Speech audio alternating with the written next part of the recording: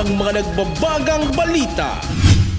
Dalawang logistic provider ng isang donut company, tiklo matapos mabistong ibinebenta sa murang halaga ang mga hindi nauubos na paninda. Pinsala sa agrikultura dulot ng Bagyong Ada sa Bicol Region, umabot sa higit 16 million pesos.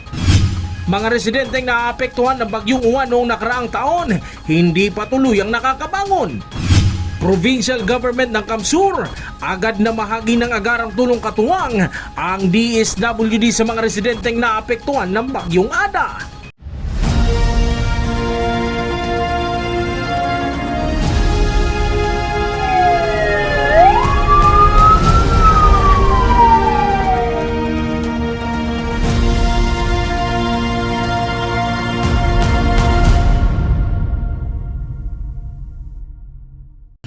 Magandang gabi. Narito ang mga maiinit na balita sa Camarines Sur.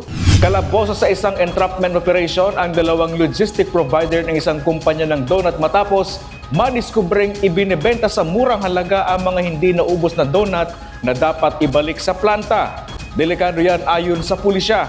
Si John Amador sa detalye.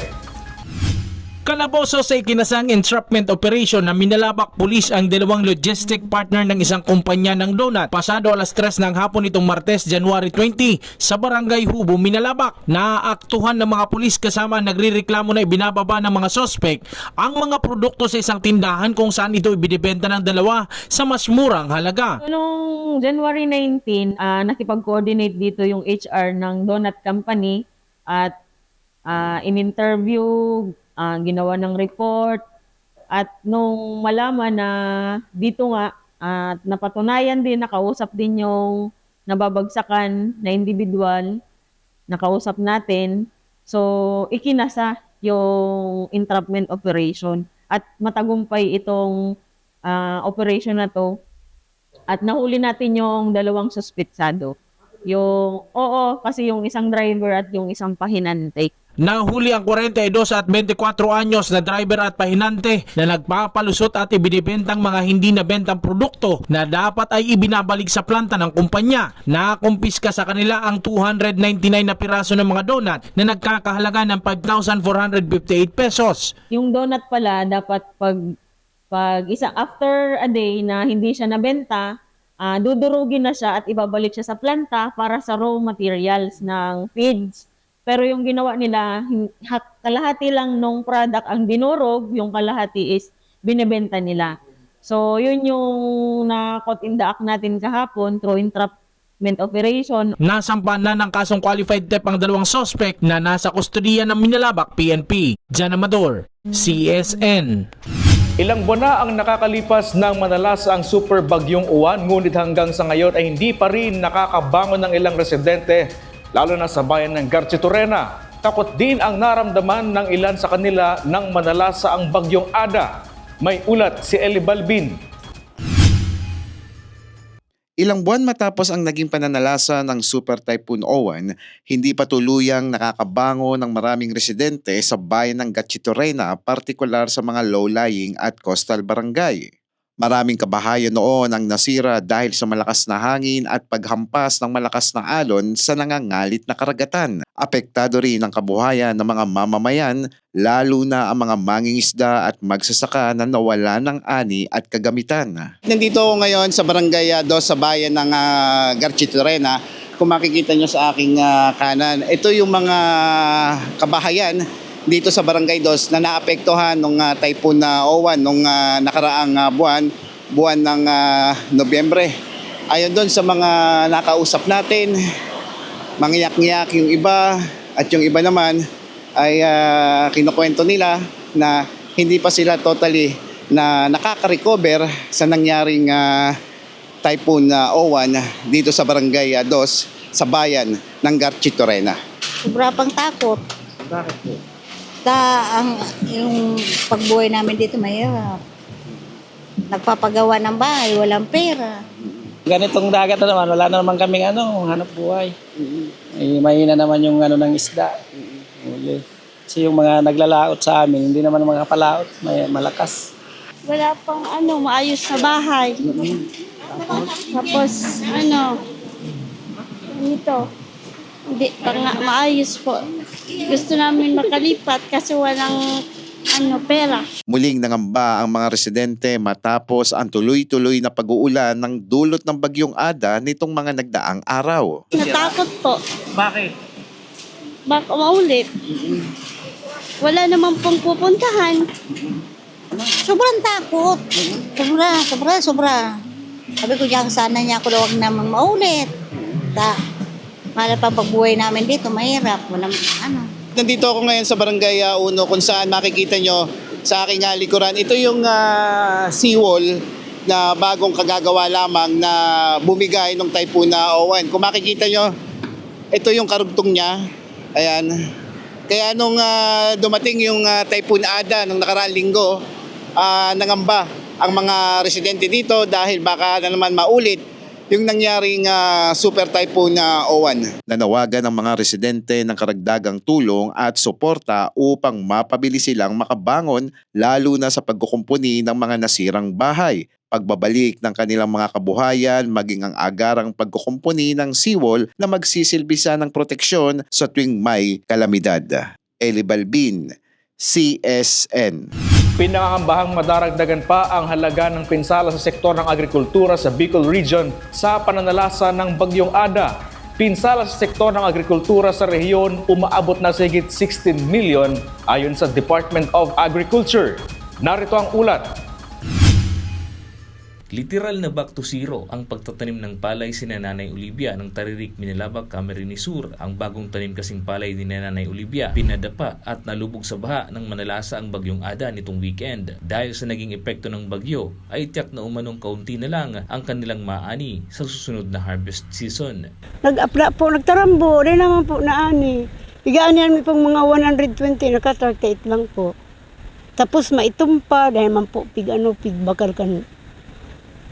Para pisa. Pig ko aman po si iba, nakautang po kaming panggastos. Kaya lang baratuhon po, ma'am, si Kuya. Nagkakapanlumuman ay kailangan pa rin nilang magtanim upang mayroon ulit silang anihin pagkatapos ng ilan pang buwan. Isa lang si Nanay Olivia sa higit 400 na magsasaka sa Bicol Region na naapektuhan ng Bagyong Ada. Sa inisyal na damage assessment ng ahensya, higit sa 16 million pesos ang naitalang pinsala sa sektor ng agrikultura sa rehiyon. Ang Camarines Sur naman ang nakapagtala ng pinakamataas na pinsala.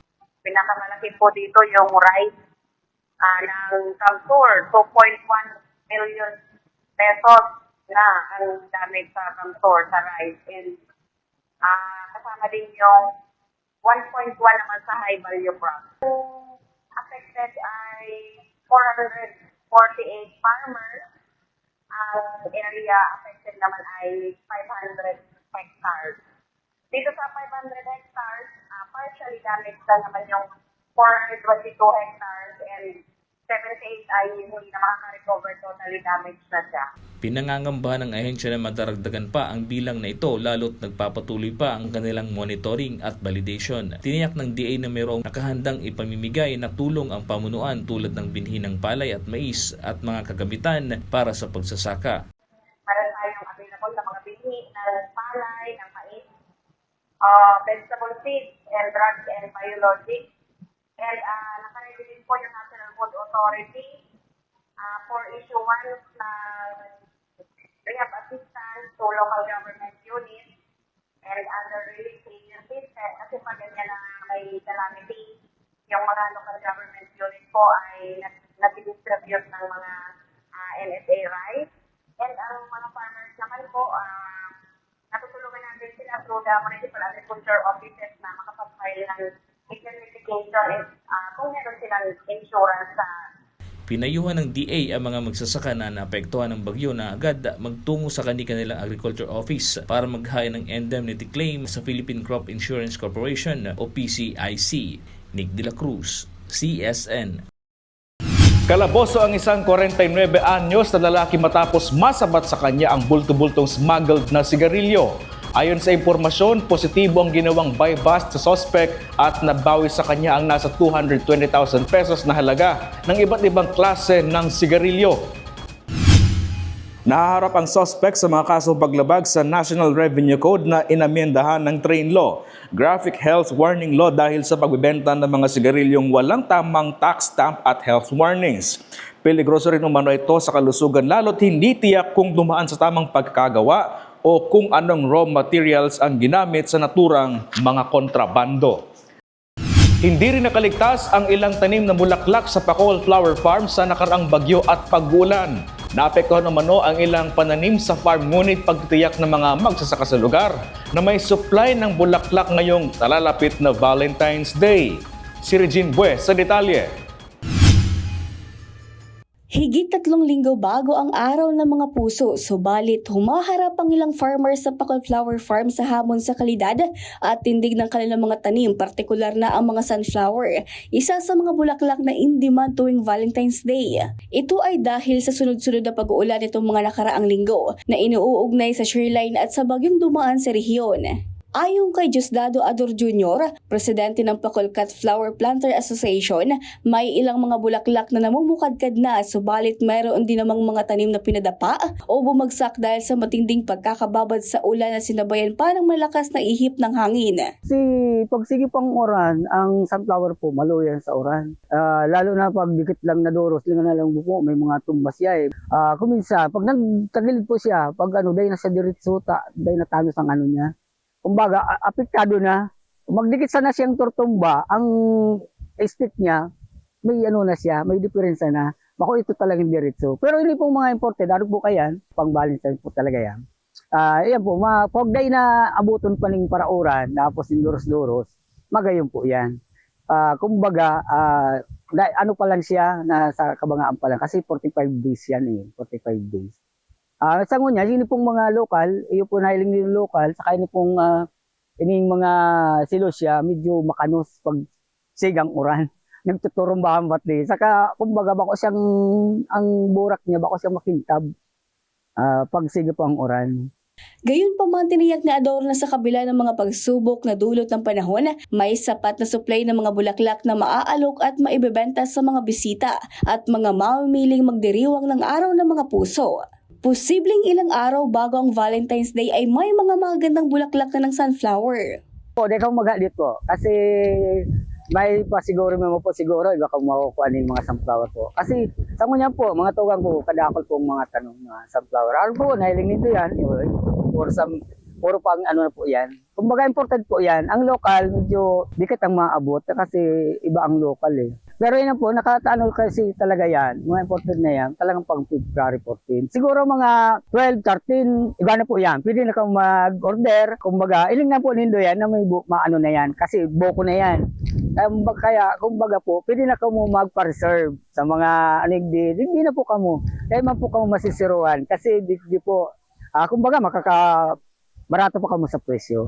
Kumbaga, gusto na niyo pa, gibong bukay, nyaonegdi. Kumbaga, magara ka muhamana.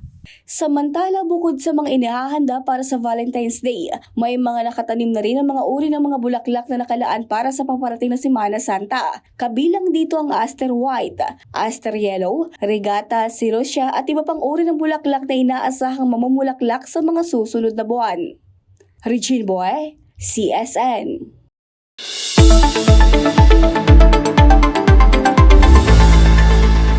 Humina na at naging low pressure area na lang ang bagyong Ada na nasa labas na ng Philippine Area of Responsibility.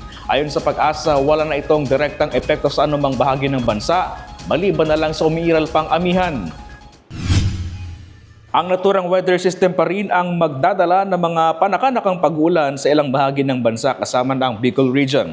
Samantala, mababa na ang tsansang maging bagyo ng isa pang low pressure area na nasa labas ng Philippine Area of Responsibility. Sa mga naghahanap ng trabaho dyan, ihanda na ang inyong updated resume at pumunta sa Capitol Complex para sa local recruitment activity ng Kamsurpeso bukas. Katuwang ang NatCorp Career Growth and Manpower Services Incorporated.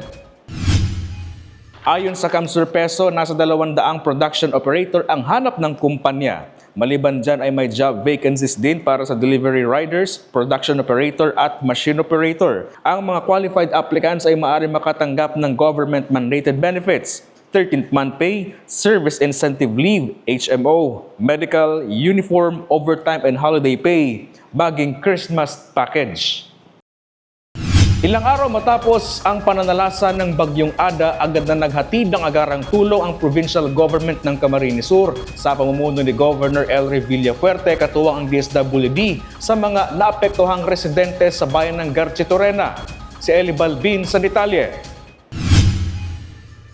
Nangamba ang ilang residente sa bayan ng Gatchitorena, Camarines Sur, lalo na ang mga nakatira sa mga nasa coastal barangay bunsod ng malakas na pagulan na naranasan sa mga nakalipas na araw dahil sa Bagyong Ada. Ayon sa mga residente, nang dahil sa pag-uulan ay patuloy ang pagtaas ng tubig dagat at pagbuhos ng ulan na maaaring magdulot ng pagbaha at pagguho ng lupa, partikular sa mga mabababang lugar at coastal areas. May ilang pamilya ang pansamantalang naghanda ng kanilang mga mahahalagang gamit sakaling kailanganin ang agarang paglikas. Nagulan po sa labas, tulo din sa loob ng bahay, kaya yan din po ang problema namin pag maulan. Nangangamba din po. Kasi di ba yung Oo, kasi baka pumasok yung tubig doon sa sa loob.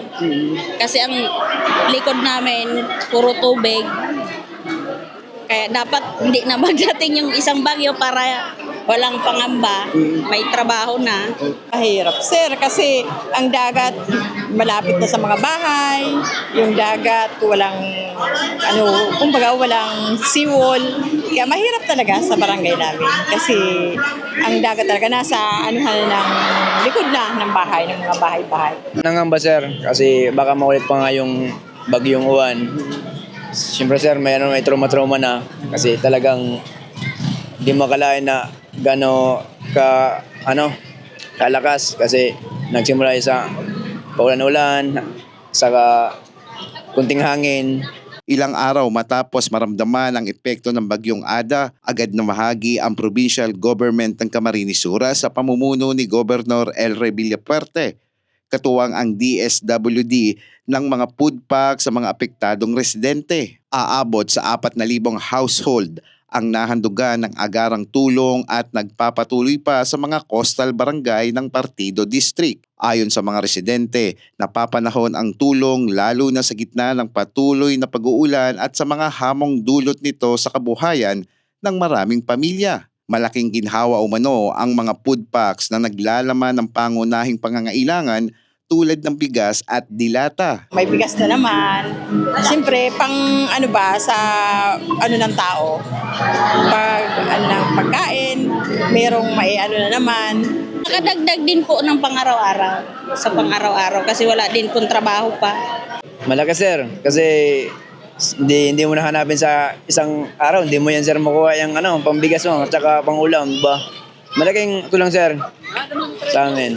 Ang naturang relief assistant ay bahagi ng patuloy na programa ng pamahalaang panlalawigan na tiyaking walang maiiwan at agad na matutugunan ang pangangailangan ng mga mamamayan, lalo na sa mga bayang apektado ng masamang panahon at iba pang sakuna. Pinasalamatan din ng mga residente ang lokal na pamahalaan ng Camsur sa mabilis na pagtugon at patuloy na suporta sa kanilang bayan. Nagpapasalamat po ako, sir, sa aming Gob, si Gob Elray, na kahit malayo sa aming na hindi na nakakalimutan na magpadala ng tulong galing Kapitolyo.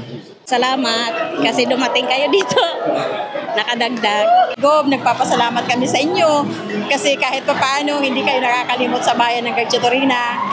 Kaya maraming salamat, Gob, sa inyong suporta sa amin dito sa Gatchitorena. Patunay umano ang malasakit at matibay na pagtutulungan ng pamahalaang panlalawigan sa mga ahensya ng gobyerno para sa kapakanan ng mga taga Camarines Sur. Eli Balbin, CSN. At yan ang mga may init na balita ngayong araw sa Camarines Sur. Kami ang Camsur News. Ako po si Chris Novello. Diyos mabalos sa pagtitiwala.